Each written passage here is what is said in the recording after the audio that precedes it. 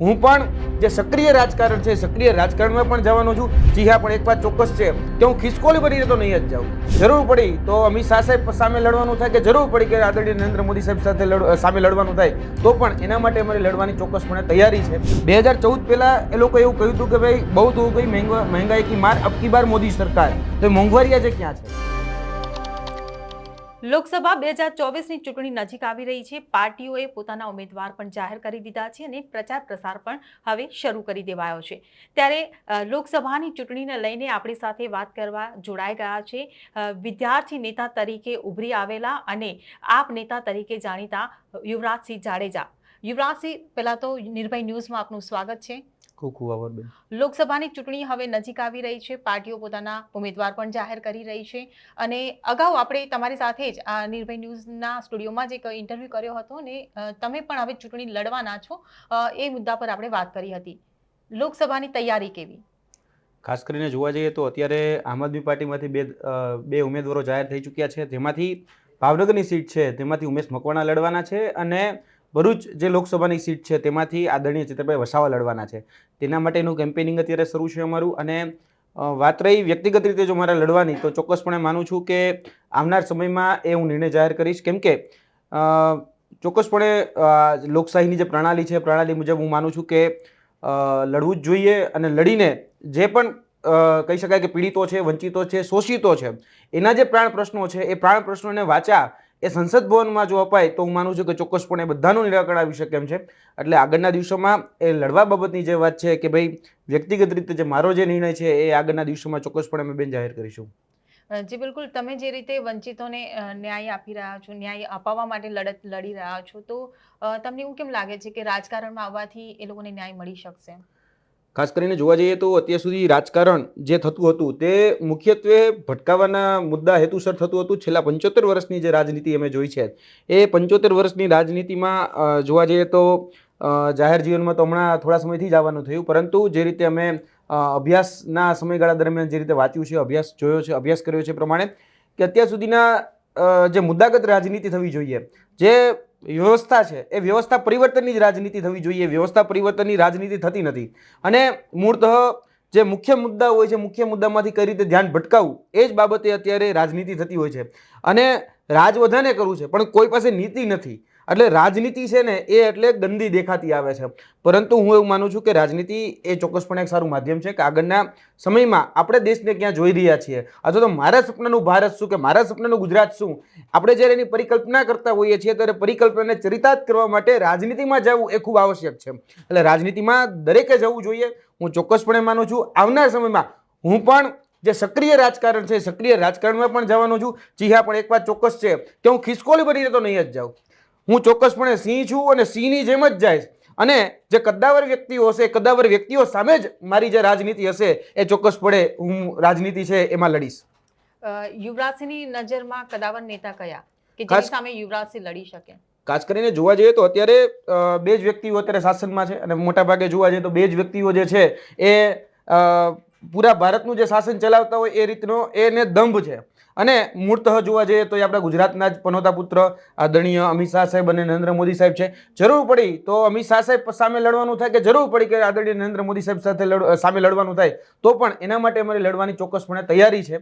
આવનાર સમય છે એ આવનાર સમય ચોક્કસપણે દેખાડશે કે હવે પછી જે ખરેખર વાસ્તવિક રીતે જે મુદ્દાગત રાજનીતિ થવી જોઈએ અને જે પ્રશ્નોને લઈને રાજનીતિ થવી જોઈએ, જે બાબતો છે બાબતોને લઈને રાજનીતિ કોને કહેવાય એ આગળના દિવસોમાં અમે ચોક્કસપણે બતાડીશું। અને ડંકેની ચોટ ઉપર કહીએ છીએ લડવાના તો છીએ જ, ભાગવાના તો ક્યાંય નથી અને લડીશું, દમખમથી લડીશું।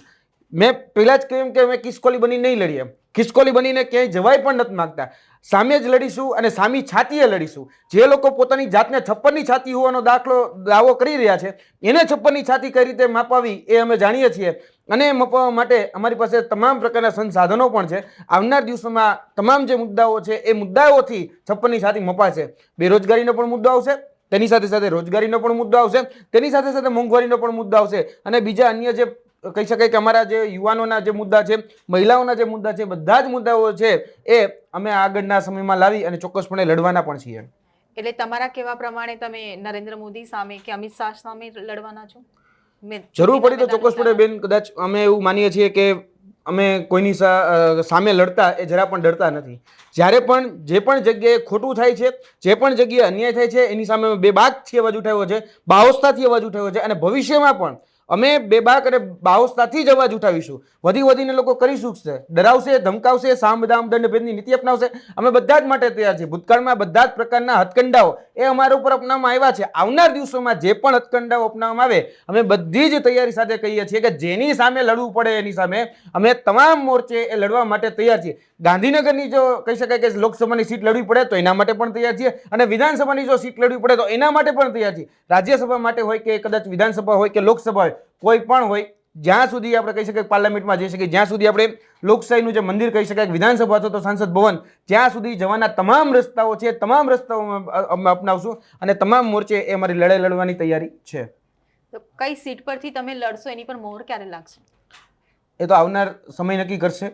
ખાસ કરીને જે શીર્ષ નેતૃત્વ છે એની સાથે જ્યારે વાટાઘાટો થશે, એની સાથે જ્યારે બેઠકો થશે ત્યારે નક્કી થશે. આવનાર સમયમાં અમે એવું માનીએ છીએ કે સામે પક્ષે લડવાના છીએ તો ચોક્કસપણે જે પણ બાબતો છે એ બાબતોમાં જે મજબૂતાઈથી અમને સપોર્ટ કરશે, અમે પણ એને મજબૂતાઈથી સપોર્ટ કરીશું. ગુજરાતનું જે મોટાભાગનું અત્યારે જે પીડિત યુવાધન છે, ખાસ કરીને તમે પણ જોયું છે કે પેપર લીકેજથી લઈને અને બીજી એવી ઘણી બધી ઘટનાઓ છે કે અનિશ્ચિતતાઓ છે, મોટાભાગની પરીક્ષાઓમાં અનિશ્ચિતતાઓ છે, પેપર લીકેજ જેવી ઘટનાઓ છે, અને ઘણી બધી બાબતો એવી છે કે જે બાબતોમાં જે પીડિતો અમારી સાથે છે તેને સાથે લઈ અને આગળના દિવસોમાં એક મુદ્દાગત રાજનીતિ એ કરવાના છીએ. અને રાજનીતિમાં હું તમામને આગ્રહપૂર્વક હંમેશા કહેતો હોય છે કે ભાઈ રાજનીતિ તો કરવી જ જોઈએ અને રાજનીતિમાં જવું જ જોઈએ.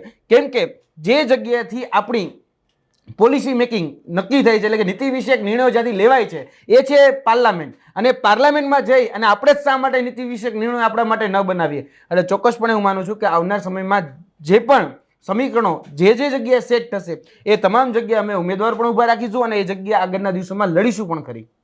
તમે જે મુદ્દા લઈને આવ્યા છો, બેરોજગારી કે પેપર લીક જેવા જે મુદ્દા છે, તમને શું લાગે છે એ મુદ્દાઓને લઈને તમે જે કદાવર નેતાઓની જે વાત કરી એમને તમે ટક્કર આપી શકશો?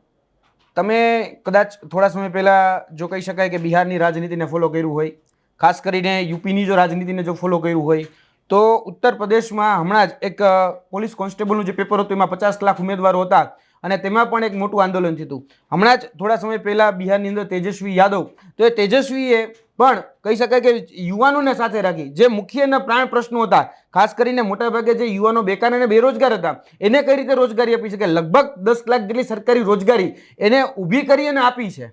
એટલે વાસ્તવિક રીતે બધું જ સમજીએ છીએ કે ખરેખર જો આપવું હોય તો આપી શકાય એમ છે. ઈચ્છા શક્તિ હોવી જોઈએ અને કટિબદ્ધતા હોવી જોઈએ. તેની સાથે સાથે હું એવું માનું છું કે તમારી પાસે એ સ્ટ્રેન્થ હોવી જોઈએ, તો ચોક્કસપણે એ બાબતો તમે આપી જ શકો છો. એટલે જે રીતે તેજસ્વી યાદવે કામ કર્યું, જે રીતે કહી શકાય કે અખિલેશ અત્યારે જે રીતે મુદ્દા ઉઠાવી રહ્યા છે, બીજા અન્ય ઘણા બધા એવા નેતાઓ છે કે મહારાષ્ટ્રમાં પણ એવા ઘણા બધા નેતાઓ છે, તો અમે ચોક્કસપણે એવું માનીએ છીએ કે આવનાર દિવસોમાં આ જે મુદ્દાઓ છે એ જ મુદ્દાઓ આગળના ભવિષ્યની જે લોકસભાની જે ચૂંટણીઓ આવી રહી છે કે આવનાર દિવસોમાં જે પણ વિધાનસભાની ચૂંટણી આવશે એ મુદ્દાઓ એ પ્રાધાન્ય રહેશે અને એ મુદ્દાઓ જ અગ્રેસર રહેશે. કારણ કે અગ્રેસર ગુજરાતના નારા લગાડવાથી અગ્રેસર ગુજરાત નથી થઈ જવાનું. આપણા જે પ્રાણ પ્રશ્નો છે, ખાસ કરીને નગર વ્યવસ્થાના જે પ્રશ્નો ગામડા લેવલે અને ત્યારબાદ જે શહેર લેવલે જે યુવાનો છે એ યુવાનોને રોજગારી આપવી, સારા રસ્તાઓ આપવા અને મુખ્ય જે બાબતો છે એ મુખ્ય બાબતોને કઈ રીતે સંતોષવી એ બાબતોને હંમેશા પ્રાણ પ્રશ્નોમાં રહેવા જોઈએ અને એ ઉપર રાજનીતિ થવી જોઈએ. એટલે આગળના દિવસોમાં વ્યવસ્થા પરિવર્તનની લડાઈ એ લડવા જઈ રહ્યા છીએ અને આ વ્યવસ્થા પરિવર્તનની લડાઈમાં મને મારા યુવાનો ઉપર ભરોસો છે કે આગળના દિવસોમાં જ્યારે પણ અમે જાહેરાત કરશું ત્યારે ચોક્કસપણે એ બધા જ યુવાનો અમને સાથે, બધા જ યુવાનો જે છે જે પીડિત છે, જે કહી શકાય કે આ સરકારથી ત્રાસી ચૂકેલા છે, એ તમામ યુવાનોને સાથે લઈ અને એક અલગ રાજનીતિની શરૂઆત અમે ચોક્કસપણે કરીશું.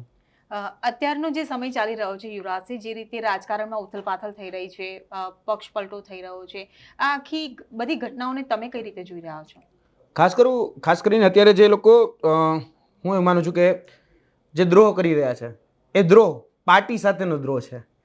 એ વિશ્વાસઘાત એ પાર્ટી સાથેનો છે કે જે પાર્ટી એને મોટા કર્યા છે અને એ લોકો આજે પ્રજાની સાથે પણ દ્રોહ કરી રહ્યા છે.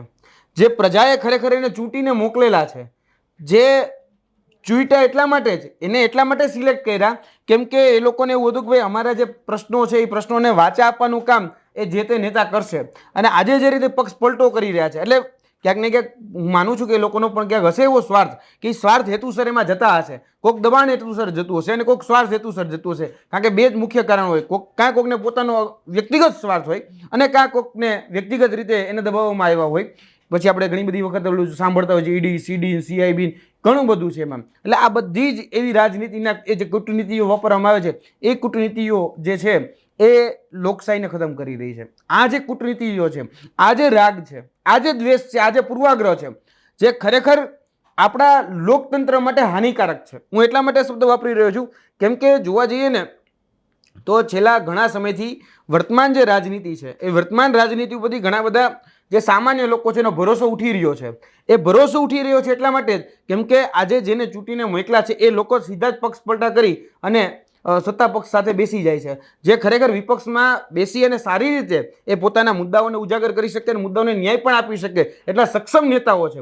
જે 156ની જે સુનામી હતી, 156 જે રીતે સીટો આવી એની સામે જે જીતીને આવ્યા હતા અને આજે કદાચ એ લોકો નથી સમજી શકતા કે શું છે, નથી સમજ, મને નથી ખ્યાલ કે એ લોકોનો અંગત સ્વાર્થ શું હોઈ શકે, કે અંગત એનો મુદ્દો શું હોઈ શકે, મને નથી ખબર. પરંતુ આજે પક્ષ પલટો કરી રહ્યા છે. ખાસ કરીને એ પ્રજા સાથે દ્રોહ છે અને એ જોવા જઈએ તો મને એવું લાગે છે કે જે તે પાર્ટી સાથે પણ દ્રોહ છે. આવું ન કરવું જોઈએ કેમ કે આજે કોઈ પણ વ્યક્તિ જ્યારે ચૂંટાઈને જાય છે તો એ સામાન્ય જનતા જે છે એ સામાન્ય જનતાની પાસે ઘણી બધી અપેક્ષાઓ રાખતી હોય છે, ઘણી બધી આકાંક્ષાઓ હોય છે કે આ નેતા છે ને તો અમારું કામ થશે. એટલે આ જે વિશ્વાસઘાત થઈ રહ્યો છે ને એ વિશ્વાસઘાતના હું સખત રીતે વખોડું પણ છું અને એની ખિલાફ પણ છું. જી બિલકુલ, જે રીતે તમે પાર્ટીની વાત કરી રહ્યા છો તો ગુજરાતમાંથી 2 સીટ તો આપનું ને કોંગ્રેસનું જે ગઠબંધન થયું એમાં 2 સીટ માંગવામાં આવી, ભરૂચ અને ભાવનગર ઉમેદવાર જાહેર થઈ ગયા છે. હવે યુવરાજસિંહ જે આપ નેતા તરીકે બધાની સામે છે, તમે કોઈ હવે સીટ પરથી લડવા માંગો છો તો કોંગ્રેસના સિમ્બોલ સાથે લડશો? ચોક્કસપણે આવનાર દિવસોમાં જે પણ હશે એ નિર્ણય જાહેર કરવામાં આવશે કેમ કે એવું તો છે નહીં કે કુંડળીમાં ગોળ ભાંગી લેવો અને એવું તો છે નહીં કે ભાઈ દૂધ લેવા જાઉં દોણી હંતાડવી, એવું તો બનવાનું નથી. લડવાનું છે તો સામે મોરચે જ લડવાનું છે. એટલે જે પણ બાબતો છે એ સ્પષ્ટીકરણ સાથે અમે આગળ વધીશું અને મજબૂતાઈ રીતે અમે પણ જે છીએ એને વફાદાર રહેવાનો પૂરેપૂરો પ્રયત્ન કરીએ છીએ અને સામેવાળા પણ એ અમને વફાદાર રહેવાનો પૂરેપૂરો પ્રયત્ન કરે. અમે ચોક્કસપણે માનીએ છીએ કે આગળના દિવસોમાં અમે જે સક્રિય રાજકારણ છે સક્રિય રાજકારણમાં જવાના છીએ. ખાસ કરીને જોવા જઈએ તો વર્તમાનમાં જે મુદ્દાઓ માટે કહી શકાય કે જે લોકો રાજકારણમાં આવ્યા હતા 2014 પહેલા એ લોકો એવું કહ્યું હતું કે ભાઈ બહુ તો ગઈ મહેંગાઈ કી માર, અબ કી બાર મોદી સરકાર. તો એ મોંઘવારી આજે ક્યાં છે? આજે ખાસ કરીને જે લોકો રાજનીતિમાં આવ્યા હતા કે યુવાનોને અમે દર વર્ષે 2 કરોડ રોજગારી આપીશું, તો 2 કરોડ રોજગારી ક્યાં છે? આજ વખતે જોવા જઈએ તો ઘણા એવા પ્રાણ પ્રશ્નો અને મુદ્દાઓ છે કે જેને હજી સુધી ન્યાય મળ્યો જ નથી. એટલે આ મુદ્દાઓને ન્યાય મળે એટલા માટે રાજનીતિમાં આવું છે અને આ સક્રિય રાજનીતિમાં અમે સ્પષ્ટ કહીએ છીએ કે આવનાર દિવસોમાં જેની સામે પણ લડવાનું થાય એની તમામ સામે લડવાની અમારી તૈયારી છે. એટલે આવનાર દિવસોમાં અમે વ્યવસ્થા પરિવર્તનની લડાઈમાં એ સ્પષ્ટ છીએ કે મુદ્દાસર રાજનીતિ કરીશું. જ્ઞાતિ, જાતિ, ધર્મ એ બધું જ સાઈડમાં રાખી જે મૂળતઃ જે વાત છે ખરેખર રાજનીતિનો અંદરનો જે હાર્દ છે કે તમારે છેવાડાના વ્યક્તિ સુધી પહોંચવાનું છે એને ન્યાય અપાવવાનો છે અને જે પણ વંચિતો છે, શોષિતો છે, જે ગરીબો છે એને તમે કઈ રીતે આગળ લઈ જઈ શકો છો એ બધી જ બાબતોમાં આ બધું જ બાબતો જે છે એ ખરેખર વાસ્તવિક રીતે જોવામાં આવશે અને પછી એ જે કહી શકાય કે આગળની જે સક્રિય રાજકારણ છે એ સક્રિય રાજકારણમાં અમે અમારી ભૂમિકા ચોક્કસપણે ભજવીશું. જી બિલકુલ, જે મુદ્દાઓને લઈને તમે રાજકારણમાં જે રીતે ઝંપલાવવા માંગો છો એમાં તમે સફળ થાવ એવી આશા રાખીએ. આ તમામ મુદ્દે તમે અમારી સાથે જોડાયા બદલ આપનો ખૂબ ખૂબ આભાર. આ હતા યુવરાજસિંહ જાડેજા કે જેઓ નરેન્દ્ર મોદી અને અમિત શાહ જેવા કદાવર નેતાઓ સામે લોકસભાની ચૂંટણી લડવાનો બંડ પુકારી રહ્યા છે.